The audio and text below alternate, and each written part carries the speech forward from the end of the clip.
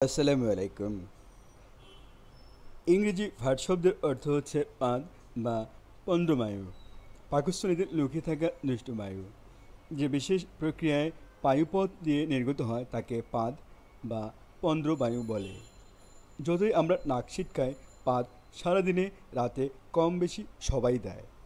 কেউ হয়তো সশব্দে, কেউ আস্তে, কেউ প্রকাশ্যে, কেউ গোপনে। তবে যে যাই বলুক, পাদ কিন্তু শরীরের অযাচিত গ্যাস বের হবার সবচেয়ে বড় রহস্য। মজার ব্যাপার হচ্ছে, আপনি যদি প্রতিদিন জোরে সোরে অন্তত 5টি পাদ দিতে পারেন, তবে আপনার 8-10 টাকা দিয়ে গ্যাসের ট্যাবলেট কিনে খেতে হবে না।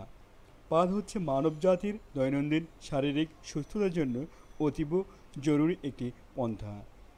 বিশেষজ্ঞদের মতে পাদ সাধারণত দুই প্রকার, যথা ঠাঁস পাদ আর ঠোস পাদ।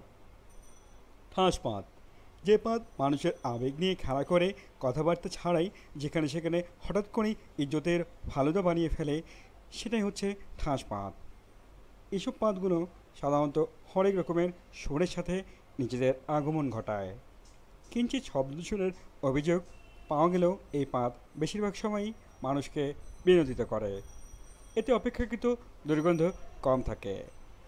ঠোস পাত, যে পাত নিজেকে মুক্ত করার জন্য বায়ুপথের কাছাকাছি এসে আকুপাকু করে, তাকে ঠুসপাত বলে। এসব পাদের কোনো অস্তিত্ব নেই, ঘ্রাণ দিয়েই এদের অস্তিত্ব অনুভব করা যায়। এ ধরনের পাতগুলো মারাত্মকভাবে পরিবেশ দূষণ করে থাকে। এর ভয়াবহতা এতটাই প্রকট যে কয়েক মিনিট আশেপাশের সবাই চোখে পন্দ্রবায়ুর সুগন্ধে শস্য ফুল দেখে। তথাপি মানব জীবনের পাদের গুরুত্ব অপরিসীম, সীমাহীন।